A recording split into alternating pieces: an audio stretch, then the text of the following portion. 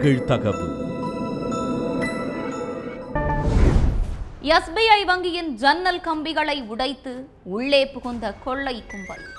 வாடிக்கையாளர்களின் 17 கிலோ தங்க நகைகளை கொள்ளையடித்து மதுரைக்கு எஸ்கேப். 6 மாதங்களுக்கு மேலாக துப்பு கிடைக்காமல் திணறிய காவல்துறை. பல மாதங்களாக வங்கியை நோட்டம் விட்டு கைவரிசை காட்டிய உசிலம்பட்டி உடன்பிறப்புகள் சிக்கியது எப்படி? வங்கியில் கொள்ளையடிப்பதற்கான காரணமாக அவர்கள் சொன்ன விஷயம் என்ன?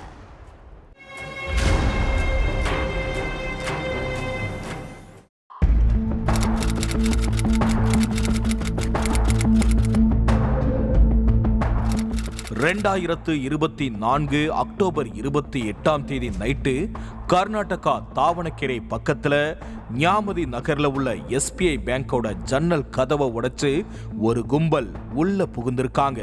கிட்டத்தட்ட 500க்கும் மேற்பட்ட பேங்க் கஸ்டமர்ஸ் நகை கடனுக்காக பேங்க்ல அடமானம் வச்சிருந்த நகைகளை கொள்ளை அடிச்சுக்கிட்டு மின்னல் வேகத்துல அங்கிருந்து தப்பிச்சு போயிருக்காங்க.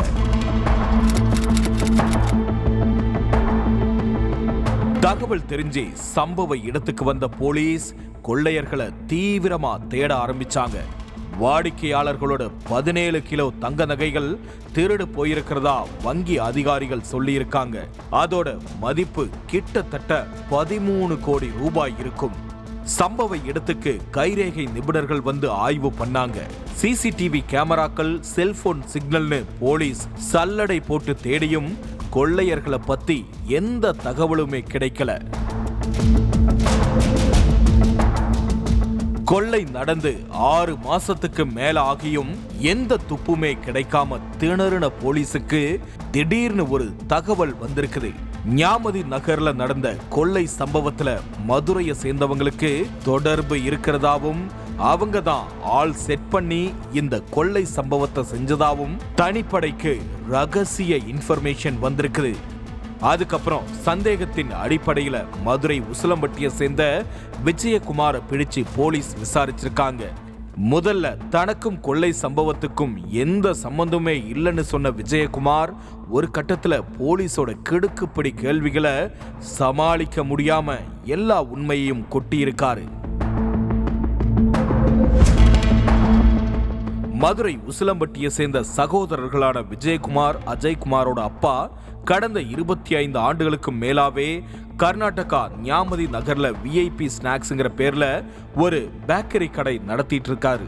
அண்ணன் தம்பி 2 பேரும் வளர்ந்து பெரியாளானதுக்கு அப்புறம் அவங்களும் தங்களுடைய அப்பாவுக்கு உதவியா பேக்கரியை கவனிச்சிட்டு வந்திருக்காங்க. கொஞ்ச நாளாவே பேக்கரிக்கு பெரிய அளவுல கூட்டம் வராததால தொழில்ல பயங்கர நஷ்டம் ஏற்பட்டிருக்கு. அதனால பேக்கரியை டெவலப் பண்றதுக்காக விஜயகுமார் ஞாமதி நகர்ல உள்ள SBI பேங்க்ல 2024 மார்ச் மாசம் லோன் கேட்டு விண்ணப்பிச்சிருக்காரு. ஆனா விஜயகுமாரோட சிபில் ஸ்கோர் கம்மியா இருக்குதுன்னு சொல்லி விஜயகுமாரோட விண்ணப்பத்தை அதிகாரிகள் ரிஜெக்ட் பண்ணியிருக்காங்க. திரும்ப தன்னோட தம்பி அஜய்குமார் பேர்ல லோன் கேட்டு விண்ணப்பிச்சப்பவும் பேங்க் லோன் தர மறுத்திருக்கு. இதனால கடுப்பான விஜயகுமாரும் அஜய்குமாரும் எங்களுக்கே லோன் தரலன்னு சொல்றீங்களான்ற கோபத்துல பேங்க்ல கொள்ளையடிக்க முடிவு பண்ணியிருக்காங்க. பிறந்ததுல இருந்தே பேக்கரியே கதின்னு இருந்தவங்களுக்கு பேங்க்ல எப்படி கொள்ளையடிக்கணுங்கிறது தெரியல. அதனால பேங்க்ல கொள்ளை அடிக்கிறதுக்காக கிரைம் வெப் சீரியஸ்களையும் கொள்ளை சம்பந்தப்பட்ட திரைப்படங்களையும் பார்த்து பிளான் போட்டிருக்காங்க. குறிப்பா மணி ஹெய்ஸ்ட் சீரியஸ 15 முறைக்கு மேல பார்த்ததா சொல்லப்படுது. விஜய்குமார், அஜய்குமார் அவங்களுடைய சொந்தக்கார பையன் பரமானந்த், அதுக்கப்புறம் கர்நாடகாவை சேர்ந்த அபிஷேக், மஞ்சுநாத், சந்துருன்னு மொத்தம் 6 பேர் சேர்ந்து பேங்க்ல கொள்ளையடிக்கிறதுக்கு மாஸ்டர் பிளான் போட்டிருக்காங்க. இந்த 6 பேரும் கிட்டத்தட்ட 6 மாசமா பேங்க நோட்டம் விட்டிருக்காங்க. அடிக்கடி பேங்க்குள்ள போய் வேவு பார்த்திருக்காங்க. நகைகள் எல்லாம் எங்க இருக்கும், CCTV கேமரா எங்கெங்கெல்லாம் இருக்கு, செக்யூரிட்டிங்க எப்ப எல்லாம் இருப்பாங்க, எங்கெல்லாம் இருப்பாங்கன்னு எல்லாத்தையும் கணக்கச்சிதமா நோட் பண்ணியிருக்காங்க.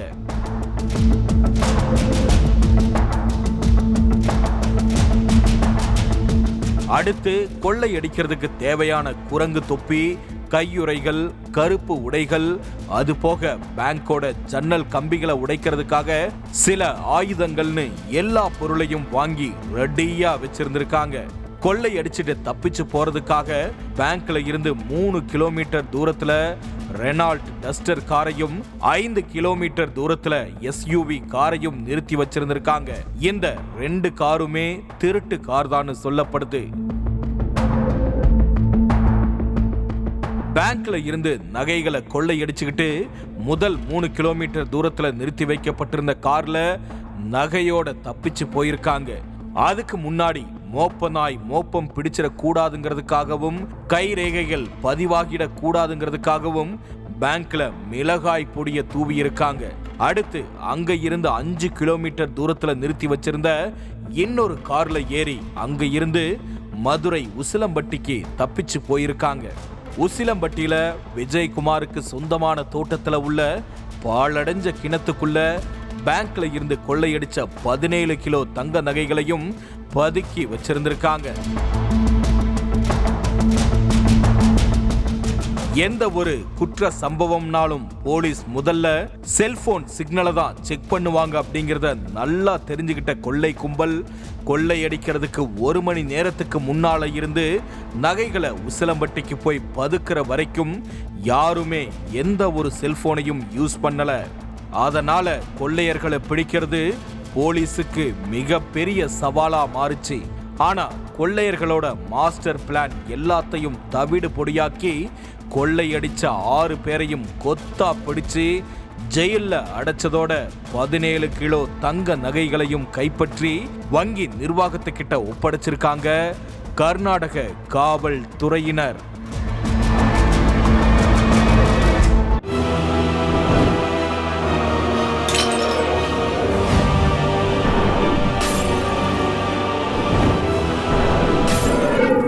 நிகழ்தகவு